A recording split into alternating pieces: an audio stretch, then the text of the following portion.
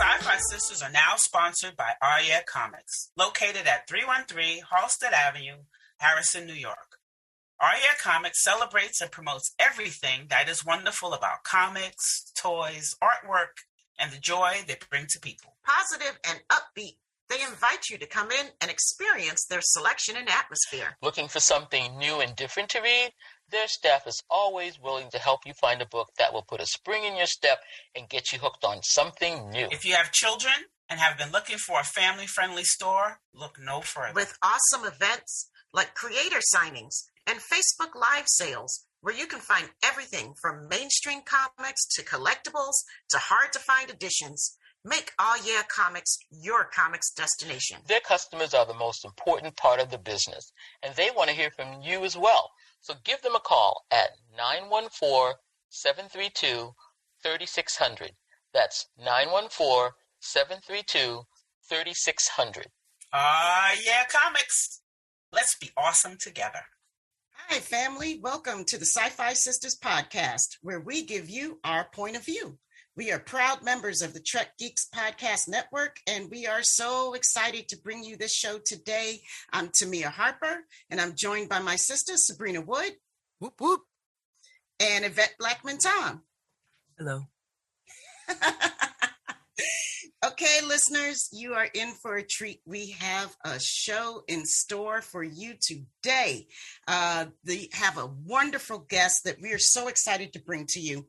She's a critical race sociologist, author, and educator who many of us came to learn from and lean on during these past few troublesome years and that critical summer of reckoning. She is a professor of sociology at SUNY Stony Brook, where she teaches courses on racism and ethnic relations, sociological theory, and qualitative methods.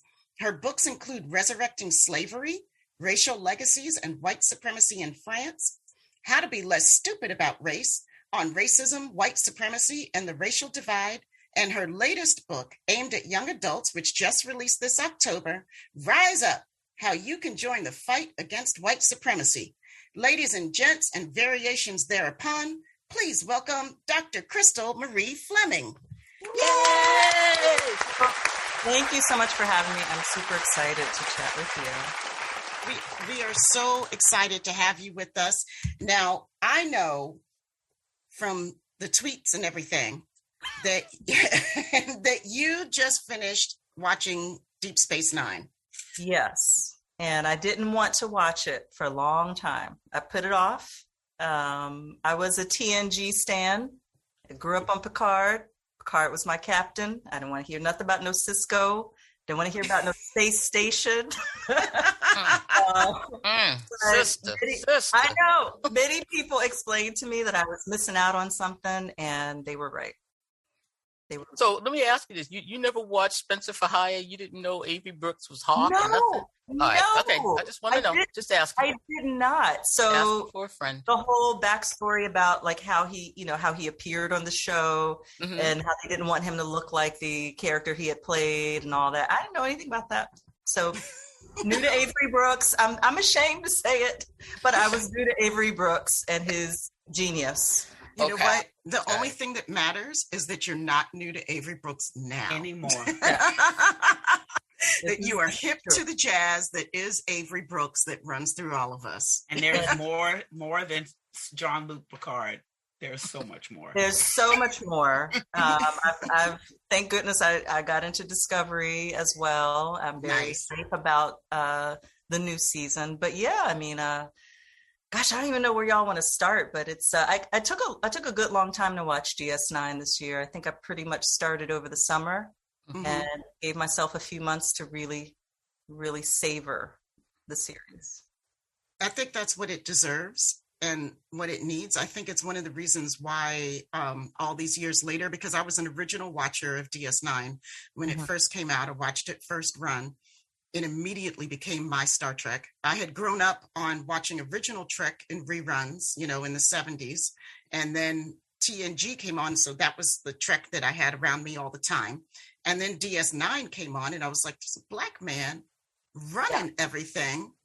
And it was so different in tone. then TNG, I was immediately sucked in. I was like, okay, this is my show. This is my show. But like DS9, just like a fine wine, gets better with time. Wine. I am sipping some now. It's interesting with DS9, just like you described. I mean, granted, I was able to binge watch it, even though I took my time, but I could, watch back to back. You old heads who really watched it back in the day, you had to wait week to week, right? Hey, I mean, that's right. Summer's off. And summer's had off. to pay attention. Right. I mean, that's real dedication, but it's also, as everyone knows now, that serialized storytelling, which was a huge contrast with TNG. And people kept telling me, like, you're going to love the storytelling, the narrative arcs, and the serialized stories. And I didn't want to hear it. I loved the idea of TNG. You just get a nice packaged story. It doesn't matter really which episode you're watching. You'll get it all wrapped up with a bow. But DS9 was really innovative. I now could appreciate at the time. And it just sucks you in. And I don't know who my captain is at this point, I have to say. Picard. I grew up in Picard. I don't know. But there's no shame. I mean, whichever one Sisko, brought you in. There's no shame. There's no shame. Yeah, all but captains Sisko. are good. I feel like that's all that needs to be said. But Sisko. Well, I think interestingly, and, I was tweeting about this, I don't know, some weeks ago. We can get into if you like. And I felt like it's kind of weird for people who watched it so long ago to be talking about it all these years later. It's been decades, but like you said, I imagine it's like a fine wine. But with Sisko, there's something in the way that the writers fleshed out his humanity, right? Beyond just being a captain, you get the father, you get the son, you get his, his growing spirituality in a way. You get his ease with children, right? It's a much more fleshed out character than Picard in many ways. Yeah. And yet there was something for me in the Black respectability politics of the role that I felt nevertheless was somewhat constraining with Sisko. I felt that he was always kind of in the confines of some genre of Black respectability, even if they pushed against it, right? By letting him have his goatee, letting him have the bald head, despite, right, the anti-Blackness that would have prevented him from being able to just inhabit that presentation of Black manhood. But there was something in him that was respectable that I felt like with Picard, I think his sexuality and his sensuality was more developed sometimes in some respects than Sisko, even though Sisko had his, deep relationships with two women in particular. And that's just my quick take, but I love DS9. It's something I plan to, I warned my partner, I'm like, honey, she's not a Trekkie. I'm like, this is just going to be on the background for a long, like it's just going to be on. Well, I think that's such an interesting point that you bring up about the respectability. And I think that, I think really at the time, it can be constrained when you have to be the spokesperson, the role model, the example, the one example in all of TV. At that time, DS9 got no love for being so far ahead of its time in that respect, about having a Black lead of a show who really demonstrated all this Black love with his son. I forget what that art. And with his father, exactly, which is a beautiful relationship, like really intimate, really gentle, very supportive, very real. They did have the responsibility to show, like you said, that respectability, because we had so many Black characters in other roles on TV that were such negative portrayals. And then Avery Brooks really did take a lot of time to craft how he was portrayed on the show and what elements of Black and African history were portrayed and infused throughout the show, and his relationship with Jake Sisko. I think at the time, like it sort of had to be, like, we didn't have the ability, the freedom, Yeah. really, I mean, to portray ourselves any other way. That's the burden of being a trailblazer. Oh, I think.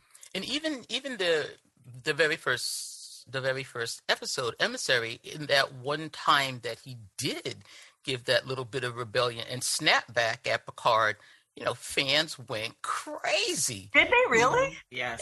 They were mad at I was there, okay? Yes. People were talking about how could he disrespect Picard? How could he come up to him like that? He should have shown more respect. And I was like, oh, I can't wait for this show. This is going to be good. Because I'm from Boston, and Spencer Fahaya was Boston. So we were into Hawk. And when we heard that Hawk was going to be on Star Trek, my world aligned. Yeah. So he came right in talking smack to Picard. I was like, I'm going to take that little granule, and I can live with that for the next 7 years. Yeah. He was my captain the minute, because I'm not a Picard fan. So the minute he went off on Picard and told him where he stood up. That was the black man for me. I was like, see, I see that. I see a black man doing that, because it's like, I don't give two shits no more. My wife is dead. Yeah. You put me on this space station. Listen, this is not what I'm going to do. This is what you're going to do for me. I was like, see, this is it. This is my show. This is it right here. Right here. Not to mention, go ahead. I was saying I take great love in listening to every scene where Sisko dresses down one of his command, and I don't think anyone does it quite as well as Sisko. I mean, he even put Worf in his place, and I know Picard has done it too, but Sisko has just a way of doing it.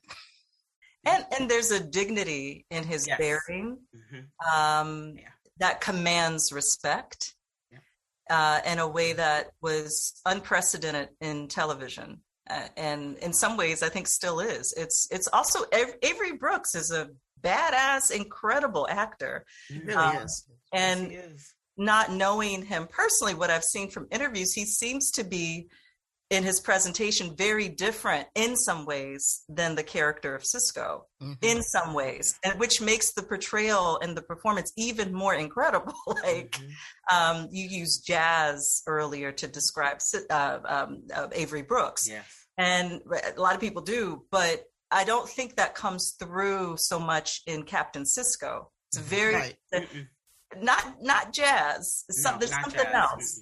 There's something else in the portrayal, which I think also just speaks to Brooks's genius. Yeah, I mean, listen, as a Picard stan, that first scene where they have that kind of confrontation, I felt he was absolutely justified. I mean, his wife was killed.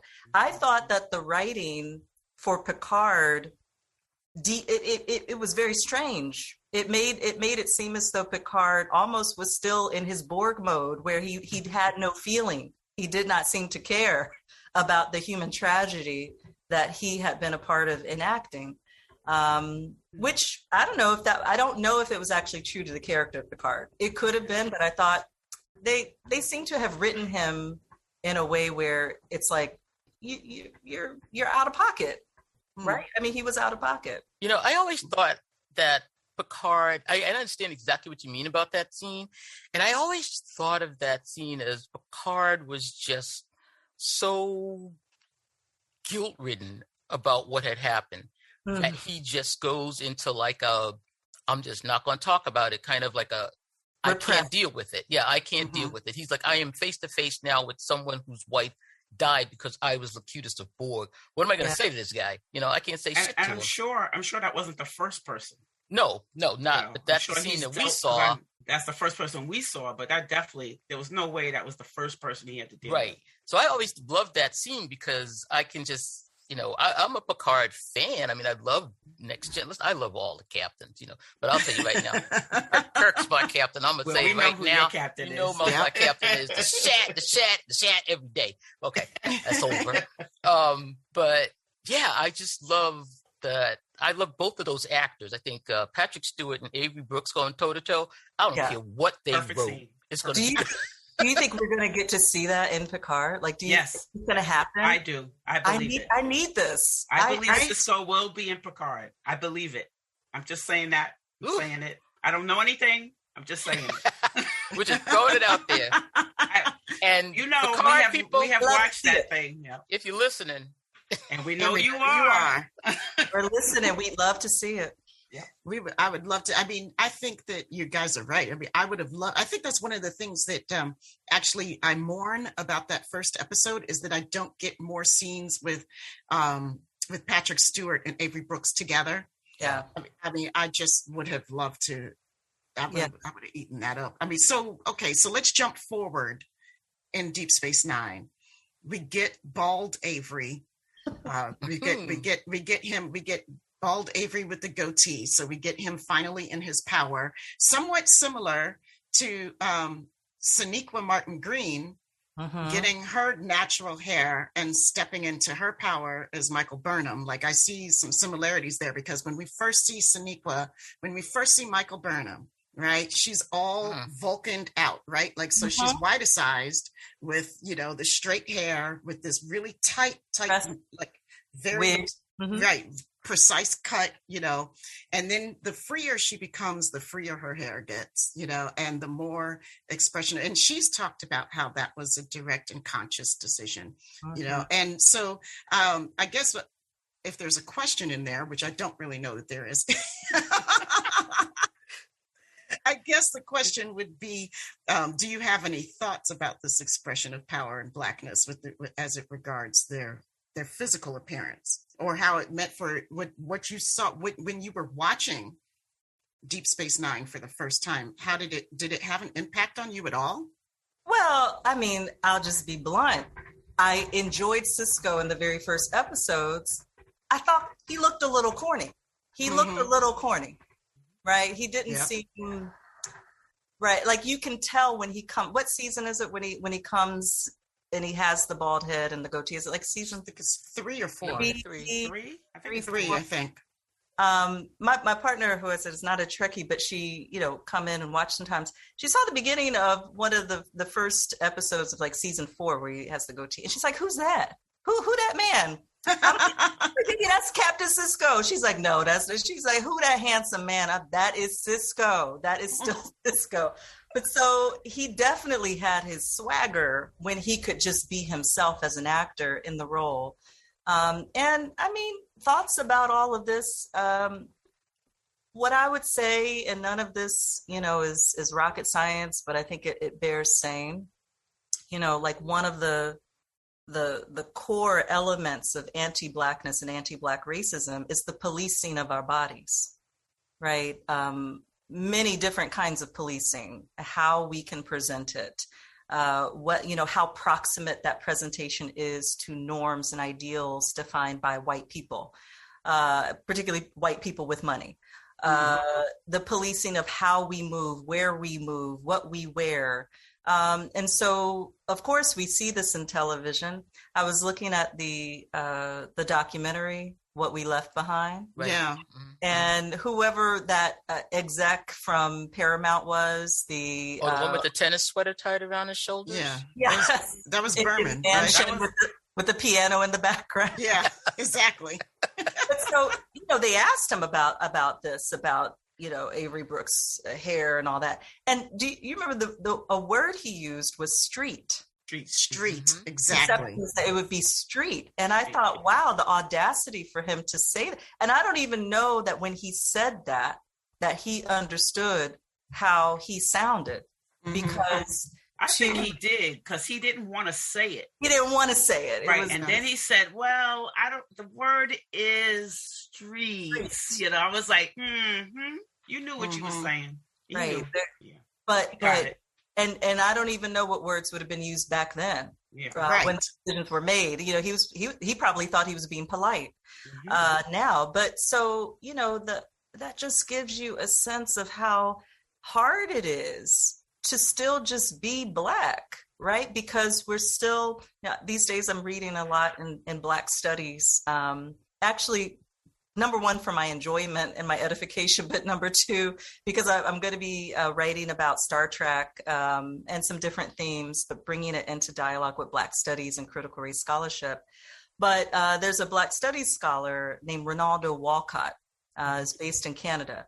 And his latest book is very much in this vein of explaining that people get caught up in phrases like the post-civil rights, era, or, this idea that we're in, post-emancipation, that we're free, Black folks are free. And no, what we have in the aftermath of slavery is the prolongation of unfreedom for Black people. Different shades and different variations of unfreedom, but that is the extension of the situation we're still living with.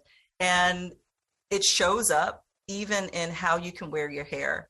I mean, and how you can, what you can adorn your body with. And so I think it was a big deal for Captain Sisko to be presented in the way that Avery Brooks, the Black man, the great actor playing him, wanted to play him. And I think that was a big deal. Oh, it definitely made a difference. I think it made a difference in everything. The acting. Yeah. It felt like the storyline was even better. I don't know. It resonated better with me, and I'm pretty sure with a lot of other Black Trekkies, because it definitely we could definitely consider it Black Trek. I mean, yes, that's what it is. I mean, I think he just looked. I mean, he's a very handsome man, but also I think his natural way of being is very attractive. So yes. I have to be honest. I'm an intellectual. Yada yada. But when I watch Star Trek, I want fantasy. I want somebody to look good on my screen. I want there to be electricity between the characters. Yeah. And when Avery Brooks stepped down and he was like, "Bam!" I was like, "Yes, I'm here for it." Yes. All day long. My favorite scene is when Cassidy finally sees him with his bald head, and she puts her hand. I was like, yes. That's for all of us. That was for all of us. That was for all of us. I'm living through, and I love how she talked about that on in the documentary and What We Left Behind. Yes. I was like, yes, girl, we were all there with you. It was like that was my hand. All right. And I love, and Ira Stephen Bear also talked about, how, they didn't write the character of Sisko, as this experienced man with this power. They originally wrote this character as like more of a coming age story of a character going to step into that power. But here they got this fully developed man. So he always knew that Avery had to be a captain, and not a commander. I love the fact that he pointed that out and that he acknowledged that they knew that too. Yeah. Because you could definitely, there was a sense of feeling restrained and feeling shackles around him as we were watching it, And so now that as you're talking, I'm thinking that maybe, although it wasn't intentional, looking back a couple of decades now, there's a power even in that the shift that we get to see the presentation of Sisko, constrained and not inhabiting himself the way he would like to naturally.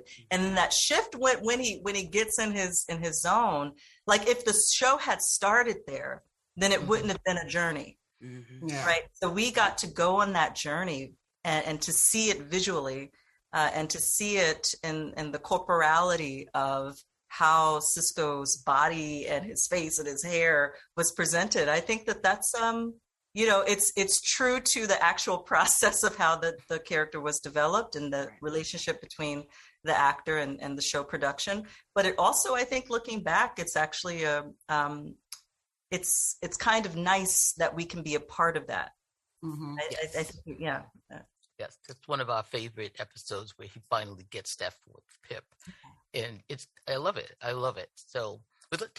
Should we go to the show that we want to talk to? Yeah, I was just going to go there. Let's do it. Yeah, because we could just stay here and talk about Avery all day long, but let's go right to the main show, and we want to talk about Far Beyond the Stars. Yes. Yeah. I mean, it's got to be, well, at least in our neck of the woods, it's every Black Trekkie's favorite that we know. And it's such an important episode. I wonder what thoughts you might have on that episode. Well, I had heard so much about it even before I saw it. I kept telling people, don't tell me what happens. Don't tell me anything about Far Beyond. I don't want to know. I don't want to know. And so when I finally saw it, I was blown away. I mean, I cry easily when I watch TV. So crying during DS9 or any episode of Trek is something that often happens. But I definitely shed some tears in Far Beyond the Stars. There's a lot. There's a lot. One of the things that struck me in that episode is this idea of Star Trek directly bringing anti-Black racism and this country's history of racism in particular to the foreground, and not letting it be the subtext, right, of having a Black captain, but to actually take you back in time, right? Time travel is it's such a frequent trope in Star Trek, right? I mean, right. All kinds of, right? But not like this, not like this. And, I'm kind of curious about how that episode might have been different with Black writers involved. Obviously Avery Brooks was very involved in the directing and all, but I do wonder a little bit about how the writing might have been different if it had been Black writers. But I do want to give them credit for even having used the time travel device in that way. Time and temporality is a like deep interest for me as a scholar. Like my first book was about France, was actually about the commemoration of slavery and the work that activists and ordinary people are doing today in France to bring attention to the slavery past and its connection to the present. So although they didn't talk a lot about slavery in that episode, anti-Blackness and racism and violence against Black men, Black boys, the idea of one day, we will be beyond this. That is something that a scholar you may have heard of, or you may know her work, Kimberly Crenshaw. She's a critical race scholar, but she also coined the term intersectionality. When I started tweeting about Trek some months ago, I came out to my followers. I was like, you know what? I love Star Trek. I just got to tell y'all. I've never talked about it publicly, but I got to tell y'all, I really love it. And then, she was really hype. She was letting me know, she's also into Star Trek. And some years ago, she'd actually given a talk about, not about Far Beyond the Stars, but about how Star Trek sometimes can actually be a part of a dynamic of racism that people don't talk enough about, which is sort of this idea that, kind of magical thinking about how we're all going to get over racism. The idea that there's going to be a utopia, or even within Star Trek that, in a couple of centuries, we're going to figure this out, which is absurd. But I think Far Beyond the Stars kind of has elements of both, right? On the one hand, elements of taking a look at the realities of racism, but also this aspiration and this desire that we will get over it, but the how is not explicated, right? There's nothing in the episode that explains how we're going to get over, centuries of violent anti-Black racism and white supremacy. There's nothing in the episode that explains that, right? Trek doesn't try to explain that, but it gets you wrapped up in this not just desire to overcome and transcend, but also this idea that there was, a vision that a Black writer, that within the creative imagination of a Black writer could exist a universe, an entire universe where anti-Blackness is no longer a factor. That is powerful. And to then get into the microdynamics of racism in the workplace, I think a lot of us can identify with. Absolutely. So it was a very powerful episode, of course. Yeah, I also cry every time I watch it. Every time I watch that episode, and every time I watch The Visitor, I'm in tears. What movie do you remember? Do you recall what scene or what in particular moves you to tears, or is it just the whole thing? It's the whole thing cumulatively, but sometimes it's when Jake is getting beat down. That's usually when they start.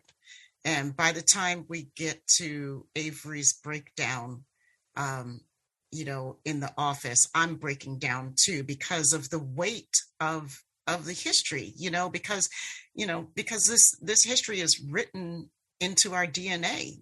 It's in the marrow of my bones, literally, so to watch something like, and I think I have a different sensory reaction to it than, say, my white friends watching it, who are also strongly affected by it. But I believe that, because it's the history of my people, and because I'm carrying this history within me, it's visceral. I'm not empathizing, I'm experiencing. Mm-hmm. I think another thing about Far Beyond the Stars, just because it's talking about science fiction writing.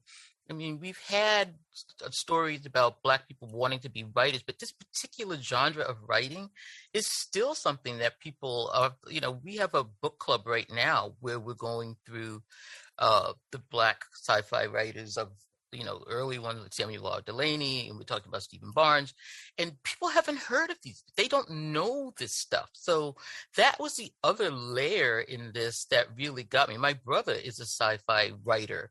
And it just really was visceral for me to see Benny get beat down for writing something that, I used to see my brother writing his stories at 5 and 6 years old and drawing his pictures, when he finally got his book published. But that is even more so for me, that it was this kind of writing that was at the core of that episode. Well, I think it's too, I'm sorry. Also, I know it's not the idea that we picturing ourselves, having the ability to picture ourselves in the future, to write ourselves into the history of the future. That's at that core of why sci-fi, right? Why this genre? Because if we can't envision ourselves in the future, what hope do we have, right? And even if other people don't see me there, mm-hmm. I've got to see myself there. That is hugely important.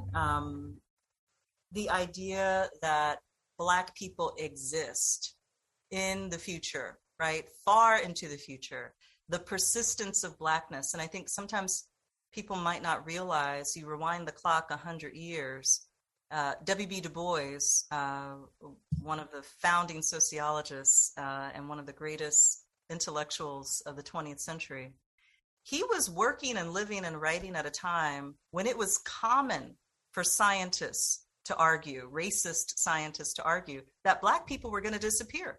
They believed and they argued that people of African descent were going to go extinct. This was an accepted and taught and promulgated belief among scientists.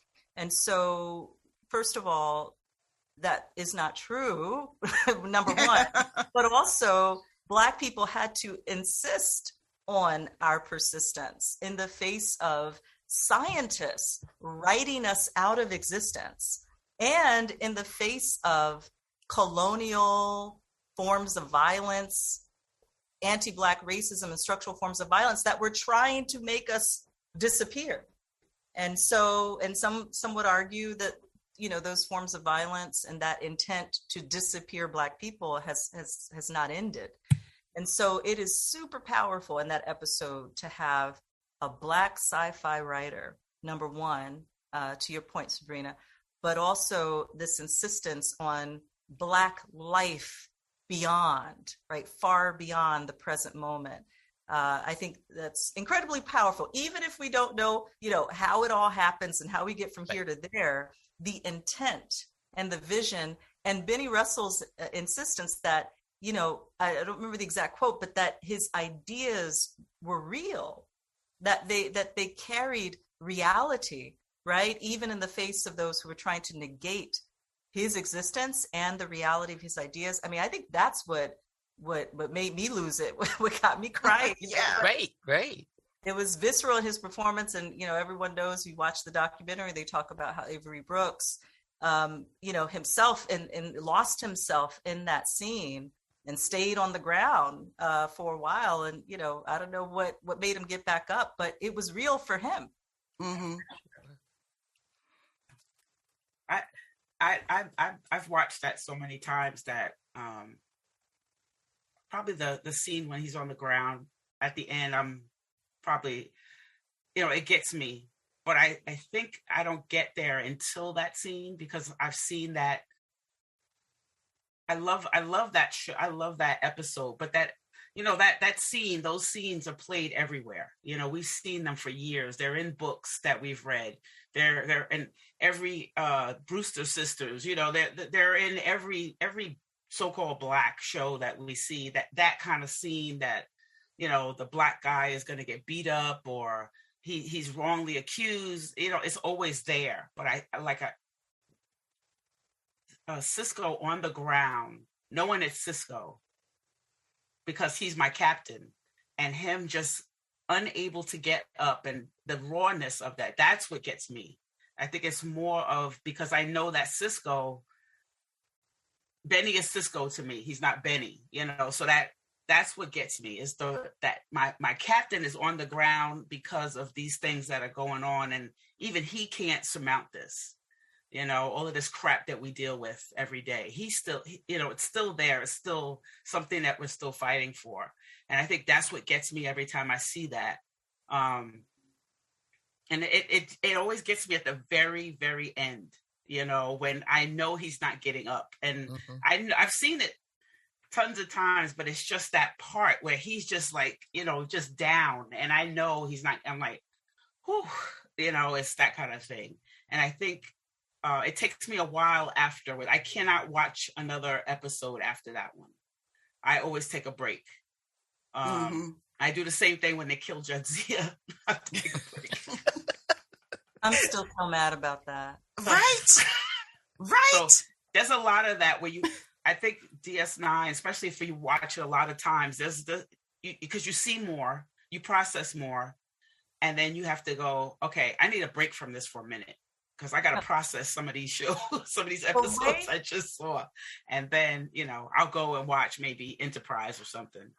No offense, Sabrina. The way they killed Jadzia was so disrespectful. That was disrespectful. It was so disrespectful. And there was no need for that. They did her so dirty. They did it dirty. They really did.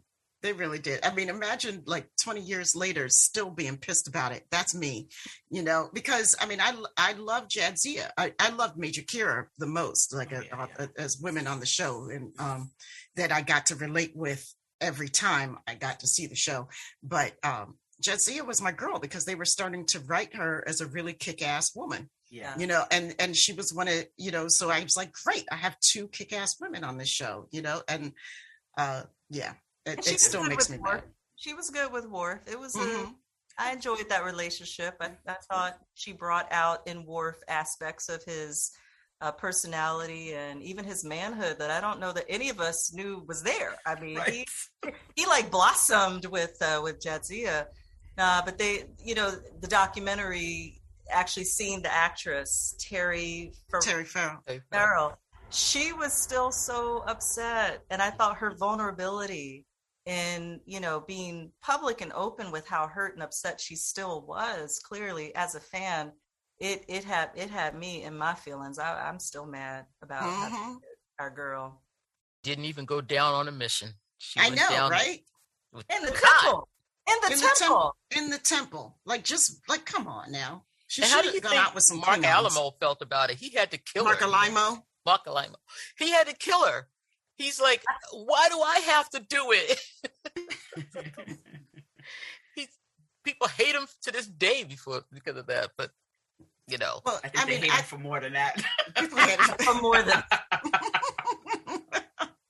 I think one of the things that I wanted to sort of get into a little bit was similarly between Deep Space Nine and with Discovery, with Later Check, one of the, to me, seems like a veiled racist attack on these shows, that they're too dark, you know, and that people want to, and you hear this, well, you used to hear it a lot before a lot of the Trek community really started to rally and recognize that they have to speak up, because we had these really negative vocal minority of very negative people who were, always talking about, I don't want politics in my Trek, or, I expect Trek is about the utopia and the hope that there is, and again, going back to what you brought up, like how do you get to this supposed utopia? That people didn't want that in their conversation. They wanted original Trek, they wanted their white captain and the trio, and that's it. They didn't want to deal with repercussions of like any of our starships encountering other cultures, and changes that might have made to these cultures. They didn't want to deal with any thoughts about, it's not pretty getting to utopia. It's a hard struggle, and I see that paralleled in both of these shows. The idea of utopia, first of all, I think when I came to DS9 and I started to get back into Trek, I sort of took for granted, again, having kind of come up on TNG in particular, that Star Trek was representing a utopia. But looking back, and not just at DS9, I think we have to even look at the original series, DS9, and the other franchises. We have to say, was it ever a utopia? We have endless war. We have, enemy races. We have, genocide and atrocities. And it didn't just start with DS9. No. I think there definitely is a different tone and a different way of showing darkness and evil in DS9. But I don't think if you have warfare, in the 23rd, 24th century, I don't think that's a utopia. I think the utopia was more of the Federation, or more of Earth. Earth was the utopia. That's what they were portraying. I don't think the utopia was out in the stars. Okay. Because I think utopia was supposed to be the Federation and Earth. Because Sisko made that comment on one of the episodes. Earth is perfect. Right. Yeah. There's nothing. There's no complaints about Earth because everything is there, everything you need. But then you go out into these stars, and you have to deal with people who don't want to be part of the Federation, who don't want to hear anything from humans. They don't like the Ferengi. I like my money. You keep your non-money. I want my money. But I guess what I'm saying is, and I hear you, but even if we go with the idea that, Earth becomes some utopia, the Federation's doing great. If the Federation is imperiled and it has to try to protect Earth from all these enemies, that's still not a utopic universe. So even the existence of menace, the existence of evil, the existence of war in the expanse of the cosmos, I think we were never in a utopia to begin with, number one. Number two, from the perspective of a lot of scholars in Black studies, and definitely critical race scholarship too, we learned that we need to be suspicious of the idea of utopia at all. Because particularly as we see it in popular culture, but also in Star Trek, and in the wider sort of Western culture more generally, the idea of a linear progression, right, of humanity getting better and better and perfecting itself, of social systems being able to become perfect, that's actually one of the core ideas at the heart of white supremacy. We go back, in Star Trek, we have the eugenics wars, right? Well, eugenics starts in the West as a practice of scientific perfection, survival of the fittest, while trying to breed out groups that are considered unfit and less than, whether they're racially inferior or whether, ableism is a huge part of eugenics, trying to breed out people with disabilities, people who are considered less intelligent. All of this is kind of, a part of modern Western racist thought. And so if we kind of rewind before the last several hundred years, and we sit with the reality that in civilizations all around the world, there have been alternative ways of thinking about community and time. Well, we're not necessarily thinking about linear progression, but we might be thinking of cycles, right? We might not be thinking of being perfect. We might be thinking of living in harmony and balance. So I think it's important to be skeptical of the idea of utopia, not only because, the hard work of actually explaining how do you get rid of all bad things is pretty considerable, but also, it's again, the idea of a utopia and linear progression and linear perfectibility has been something that has been right at the center of racism for a long time. And it's also why I think, a lot of Star Trek fans and science fiction fans who are white don't necessarily want to question some of these things, because it requires not just thinking about, well, the future might not be as great as we imagine it could be. It also means looking right now at the horrible atrocities and inequalities and violences that are still very much happening on an ongoing everyday basis. Yeah, I absolutely agree with you. I think that being a Star Trek fan can be work sometimes, and I think that there's a whole nother fan base out there that is for people who don't want to do this work, this heavy lifting. I think once you declare yourself a Star Trek fan, and you buy into the philosophies involved, surround in the franchise and the community in the that surrounds the franchise, that you're really buying into a philosophy of trying to live a different way of life and trying to do work on being better or growing stronger or becoming more of a cohesive community of peoples, and like I said, there's a whole nother franchise that if you just want to stick to stories of good and evil, it's out there for you. That's it. That's as good as it's going to get. Okay. It's definitely a conversation after, once you start getting into the whole universe, I like that I love everything you just said. I like that I had to think about that. I was like, wow, that is really eugenics. When you pointed that out, I was like, that is exactly what is going on, But yeah, there's a lot to it. I've always wanted a Star Trek series that has something to do with what happened after the eugenics war. How did Earth get to where it is? Because they do talk about certain things, and I read a lot of the books, and one of the books is telling us that it was the continent who got everybody together because they didn't want anything to do with everybody else because they were in war. So they united, because that's where Uhura is supposed to be. The continent of Africa, you mean? Continent of United States of Africa. Mm-hmm. And they're the ones that started the Earth getting unified. So I would love for more information on that to come out, because there's a lot that they could do with that. Seems like this is the best calls time for to a black writer. This calls for somebody to get busy.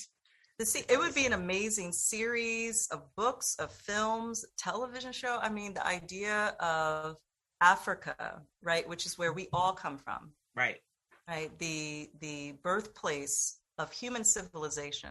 Mm-hmm. It would be very interesting to see that represented as the place where humanity redeems itself in the wake of the eugenics wars. I think that would be. But it makes so much sense. Why wouldn't it be Africa?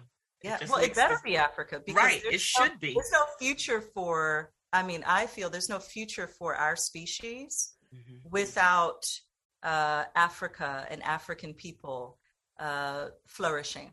Right, mm-hmm. I agree. And we have a long way to go before the violences of colonialism that continue to target not just people still on the continent of Africa, but the African diaspora globally, right? We have a long way to go to even be truthful about what is still happening. And I think that goes back to this question of utopia and idealism. And I think the reality is, I mean, listen, Star Trek is entertainment.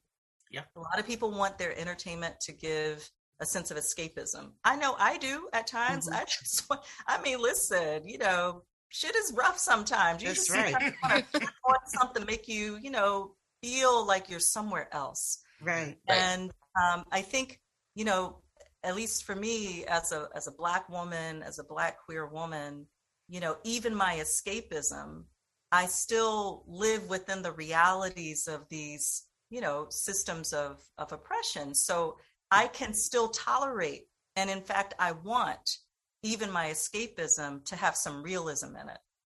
And I think for others who live within certain systems of privilege, you know, the capacity and the capaciousness to be able to sit with that complexity. I think that you get so much in DS9, right? That gray, and not just, you know, they're good guys and bad guys, but no, you know, it's complex, and there's not always a happy ending. One thing I wanted to ask you all, and maybe you've already discussed it on the show, but do you think at the end of DS9 that Sisko, the emissary, becomes a magical Negro? Oh my God! Were you looking at my notes? Were you looking at my notes? That Only was going to be my question to you. Only the prophets can Right. tell. That's my answer. That is always what only the prophets know. Really, what do you think? Is he a magical Negro at that point? Because kind of seems like it. I mean, he slips into there. I also wrote down, you know, does he become, are they trying to place him as a Messiah figure? You know, I mean, like, I don't know, because we don't spend all of the time on Deep Space Nine with him operating as a magical Negro. He doesn't come back and magically solve anybody's problems, you know? And so, you know, that's what, for those reasons, I'm thinking, not magical Negro yet, but certainly he's set up to become magical Negro. If there was a season 8. Right. They opened the door and we said, nah, I don't think that's where we want to go. Would he get some, you know, gain some Q type of knowledge about the manipulation of time and space and matter and energy, and be able to point a finger and fix something, or take you back into time, or, you know, like, sounds like Picard season 2. Oh, that's right. We might get answers to these questions. I know we might. Our magical Negro.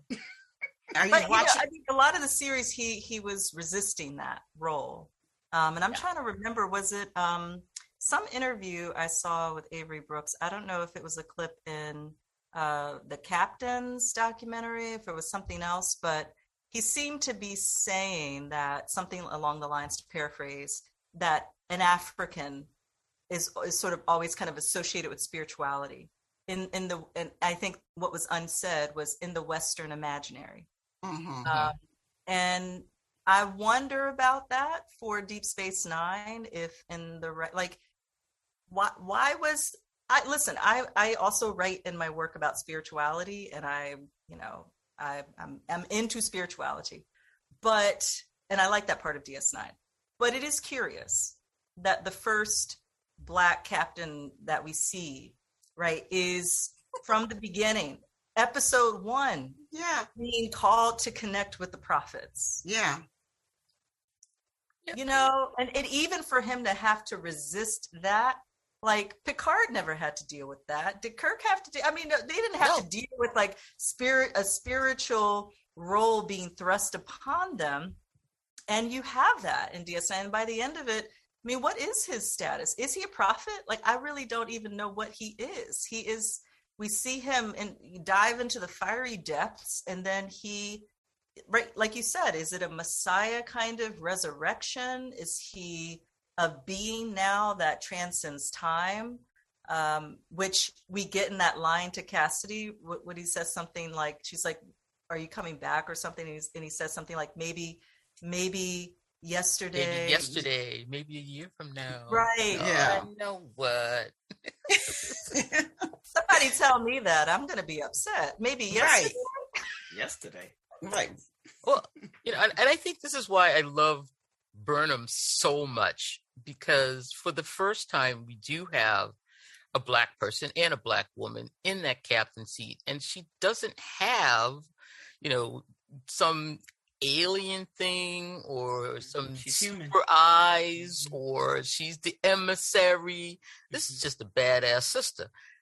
And I can't wait to see the Ready Room. Is anybody else really anxious to see? I want to see it all. Wait. I just want to see it all from episode 1 to whatever. I just give it to me. Can't wait. I just want to see it. Yeah. Like you were saying, fully human.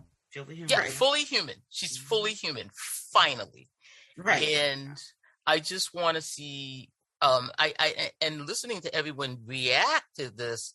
We did a show comparing Burnham to Kirk, and we said, she basically does the same stuff Jimbo does, but you get bent out of shape about it because the sister's doing it. But she's really Jim Kirk. They're the contemporaries. Yeah, so they are the same type of captains or from commanders. It's from the same Kobayashi Maru. They both took the test at the same pretty much time. But one day I love Michael Burnham. Discovery. I'm super excited about the new season. One day, can we have a series where a Black woman, a Black somebody is the captain from episode 1? Episode 1. Thank you. We don't have to work for it. Right. We don't have to go to prison. We don't have Thank you. Yeah. And can we talk about this? What is with the manacles? Why do they always want to put a sister in some manacles before Lower Decks? When Lower Decks did that, I just want to say, because we finally got a sister who is actually a captain already. Yep. And then here we go again. She's in manacles. I have not seen Lower Decks yet, but I saw the image. No, okay. I've already seen. I follow Trek people, so I saw the image of this Black woman in chains. I was like, oh no, they didn't. Yes, they did. And y'all are listening. Y'all need to stop putting Black people and Black women in chains. This is what we're talking about. Or sweat boxes, or let's see, what else have they done? Or killing them.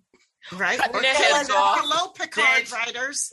Again, we told you, Picard writers, you're on blast. Picard writers, if you're listening, and we know you are. We know you are. We already put you on blast about killing all your Black representing people on your show within the first 2 minutes of seeing them.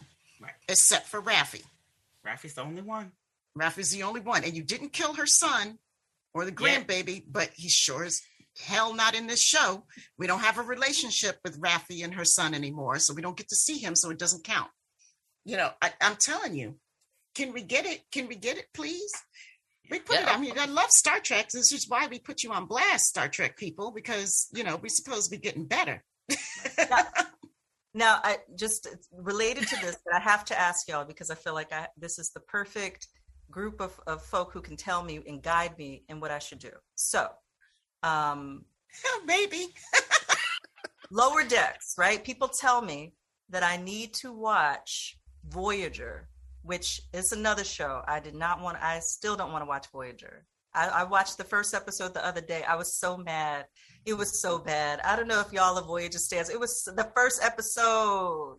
It was a Southern farm. There was no Black people there. It was so bad. Anyway. And the wigs. Can I say the wigs in that first episode of Voyager? Everybody's hair is messed up. Nobody's it gets better. Okay, they said. So the question is, do I need to watch Voyager before watching Lower Decks? No. Mm-mm. I can dive right in. Well, maybe Prodigy you could watch before. You need to watch Voyager before watching Prodigy, maybe, because Janeway is in that one. But Lower Decks, I don't see why you would have to. No, because Prodigy is set up for people to learn about Star Trek. Yeah. So you can watch Prodigy without seeing anything. Okay. So it's because it's set up for kids to learn about what's going on with the Federation, Star Trek, Starfleet. So you don't need anything for Prodigy. And Lower Decks, I don't have to watch. Okay, listen? If you don't want to watch Voyager, don't. Right. Do you think I should? Should I suffer Voyager's through? all right. Voyager's all right. Here's the thing. Voyager's fine. Voyager is really not that bad of a show. It's not. Like, I have a lot of Voyager love now. I mean, they had some great stories, and Kate Mulgrew as a captain really got to do some kick-ass stuff. And she was a woman of science and reasoning until you pushed that last button, and she was like, "Look, damn it, I tried to be nice about it." Yeah, season 4, she ain't taking no more nonsense. I got to take my earrings off. She's done in season 4. It has.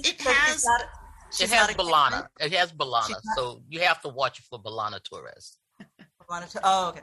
So Janeway's not a Karen? Because they gave her Karen hair in the first episode. And I said, I don't know. So it's an issue. The hair is an issue. She didn't even like it. It seemed like it's an issue with all women, all of Star Trek. There's a hair because issue. they had a bunch of men who were the ones making decisions about how these people are supposed to look, and they were to appeal to our audience, or we think, like, because they didn't know how to respect a woman in a position in real life. Right. And especially not a position of power. Yeah, especially not a position of power. Yeah. So but I think what I'm asking is, what kind of white woman is Captain Janeway? That's what I'm asking. Yeah. It gets she's also progressing, as she goes on. I don't know. I think if you look at her let me ask this a different way. Today's lens. Invited to the barbecue, what kind of white woman is Captain Janeway? Could she come to the barbecue? She's not going to come to the barbecue. First of all, she don't want to come. There you go. Yeah. She don't want to. That's exactly she's not. She's just not gonna want to come. She's doing something else, she is a Starfleet captain. Okay. And you could take that anywhere you want. It's just that she's trying to help these people get to where they gotta go. She's very focused. I mean, I think she's just different from the rest of them. Do you even consider her white? Yeah. Oh yeah, definitely. Okay. I mean, in the future. No, she's a white woman that's a captain of a starship, but I don't think there's any leeway there. That's who she is. I would say, the Karen issue about her is that when she does pop off, she's got the backing. I mean, she backs it up. She has the right. She could back it up. A Karen, in my opinion, is somebody that's going to pop off and say some stupid shit, and they don't know what they're talking about, and they don't really know who they're talking to. Right. So they're just talking. They're just saying stuff because they think that they are self-important, and they think that they're all this, and that they can have whatever they want to have because they're white and they're right. Right. But I think Janeway, even though she is white and she did have that bun, she got rid of it. I think she's the real deal. And even though she gets on my last freaking nerve a lot of times, it can be a lot. Sometimes I'm like, golly, can we just not go see what the anomaly is doing and just get home? Can we just go home? Can we just go home? Like, look. But that's whiteness too, right? Like, let's go look at this. That's what I said. Right? That's what I told you. like we have an objective here. Yeah, but we're here to explore. Like, we are 30,000 years from home. That is the primary objective now. Right. But I think also, though, that's my little defense. In a Janeway defense, she asks questions. Janeway asks questions. She might ignore the hell out of Chakotay, though. I mean, he's her first officer, and she never takes Chakotay's advice. Like, never. And so it's like, that gets annoying, too. And there's a weird dynamic between her and Chakotay. And Tuvok. Well, no, I'm just talking about her and Chakotay right now, because he is her her second in command, but I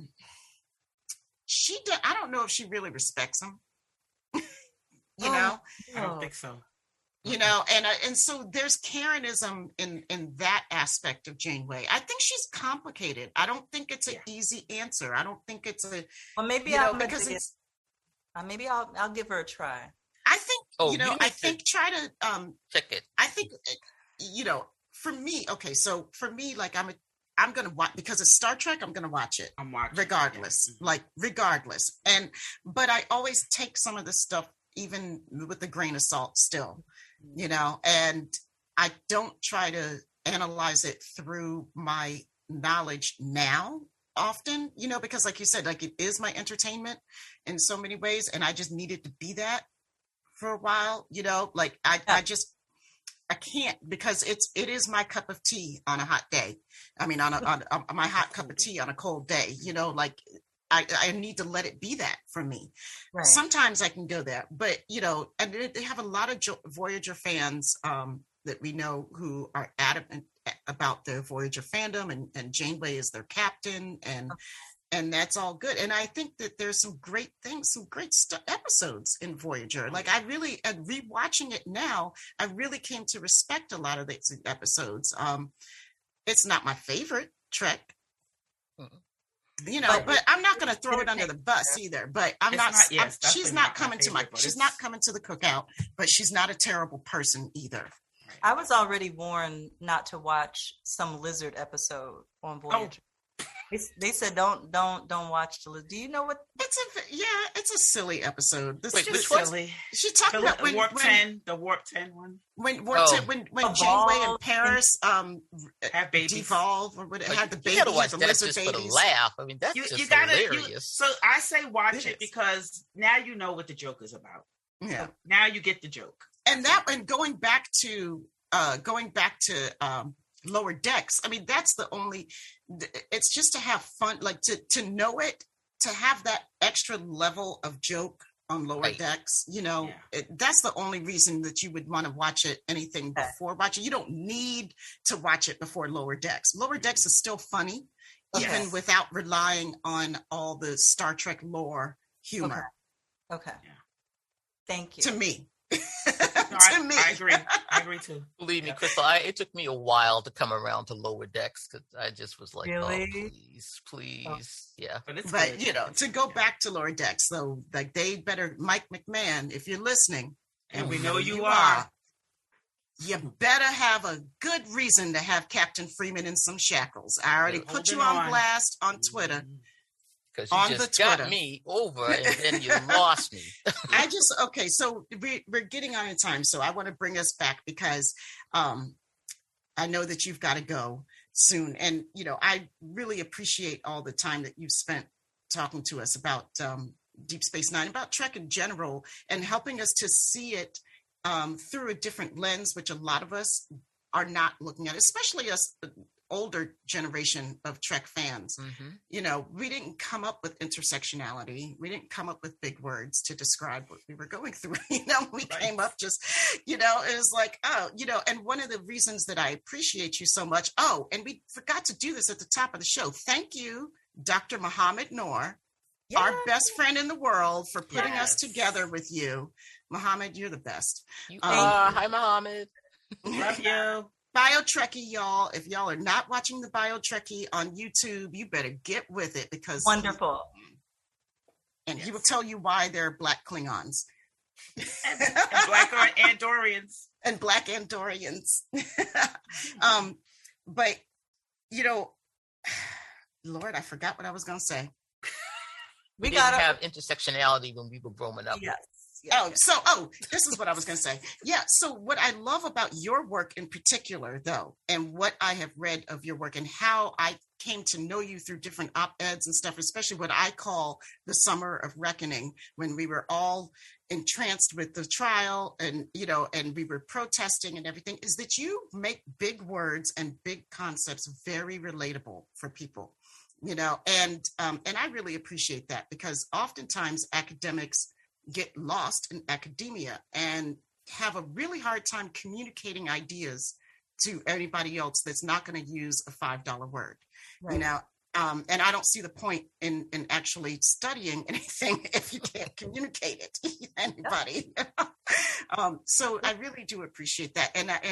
And so I think though that's serving you really well with this new book that you just released, right? Rise Up, because you're addressing young adults in this book, right? Yeah, so here's the book, Rise Up. There we go, Rise Up, How You Can Join the Fight Against White Supremacy. And yeah, it's my first book for young people, I think, 12 to 18-year-olds, but honestly, people of all ages. It's a book where I try to take the reader on a journey to understand the roots of systemic racism, why we're still dealing with it today. So you see the connection between the past and the present, but also really importantly, the stories of folks, including and especially Black folks, Indigenous people and people of color, and white allies and accomplices who have been standing up and pushing back and rising up against white supremacy for generations.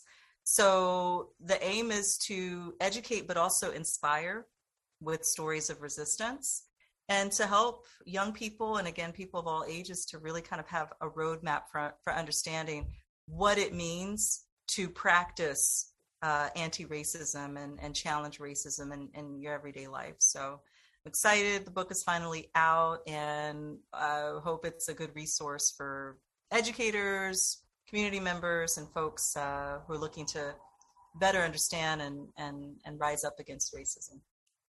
I can't wait to get it. Go ahead, Sabrina. Wait. No, I'm just going to say we'll have all the information on how to get Dr. Fleming's books in the notes. So if you are, just make sure you check and click and go get the book. Mm-hmm. And Star Trek is mentioned in the book. Nice. Let you know it's in there. There's an Easter egg. Look. I see. That's what I was going to say, because I think Star Trek writers might you might have a resource to use for developing new storylines, y'all. Yeah. No, I mean, we want to see representation. We don't just want representation, right? We want perspectives and images on our screens that are challenging the status quo and giving us something new. We want also more Black writers and directors and creators, and we're producers. And producers, yeah. So we need to disrupt, right, the system where white men have been telling the stories they want to tell. And we need to have more than inclusion. We need stories that challenge the status quo and give us new possibilities. I'm so bad. I know, right? I'm so about it. Thank you so much for joining us. I mean, this has been, I feel like I could just talk to you all night. It's lovely to hear your perspectives. They really make me think a lot of times. I think I know something, and then you ask a challenging question, and I realize, like, I haven't thought about that. And that's the greatest gift. So we appreciate you. We thank you so much for being on the show. Thank you for having me. And I feel the same way listening to the SyFy Sistas podcast. You make me think about things in new ways. I learn a lot from you, and I appreciate your show so much. So thank you for your work. Thank you. Hey, Yvette. Yeah.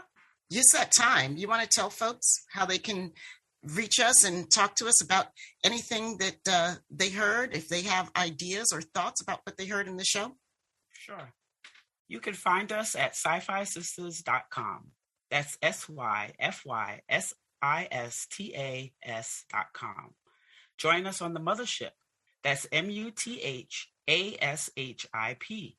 And the SyFy Sistas Book Club, both on Facebook. Download the Trek Geeks Network app, where you can find us and our family of podcasts on the Trek Geeks Network. On Instagram, syfy.sistas, and we are also on the Twitter at SyFy Sistas. After listening to this podcast, please rate us and write a review. We may just read it on an upcoming episode. And Dr. Fleming, where can people look for you on Twitter? Because I know you're super Twitter active. You can also find me on the Twitter. So my handle is always the self, and you can learn more about my work at crystalfleming.com. Latest book, like we heard, is called Rise Up. Before that, How to Be Less Stupid About Race. And yeah, I mean, I'm just so thrilled to be in conversation with you, and look forward to, listen, anytime you want to talk track, holla at me on Twitter, or I'd love to come back. Literally anytime. So thank you so much for having me. Awesome. Thank you so much for being here. And we want to say, send a shout out to the baddest engineer in the universe, Dose the Anonymous One. Dose. You can find him if you can find him at Dose, the anonymous one at gmail.com. That's DOSTHEANONYMOUS, the number one at gmail.com. He has an Instagram now too, right? Right. What's that? Do you remember? In the notes. It's Dose. Look for Dose. I think it's Dose _. _1. It's Dose the anonymous one. Look for Dose the anonymous one on Instagram. Dose, I'm sorry, please forgive me. But he's awesome, and if you need engineering services or musical beats or anything, he's the one to look for. Y'all, we love you. We thank you so much. We are deeply honored that you all choose to spend some time with us. So we'll see you next time. Peace, love, and hair grease. Hey, y'all. Are you looking for that perfect holiday or birthday gift for that special geek in your life? Why not check out the world's first app-enabled Tribble from Jay and Kaylia at Science Division. These soft and cuddly fuzz buckets actually trill for friends and squeal at Klingons. Adopt your Tribble today at Science Division. That's sciencediv.com. Science Division. By fans, for fans. Trouble's never been this fun.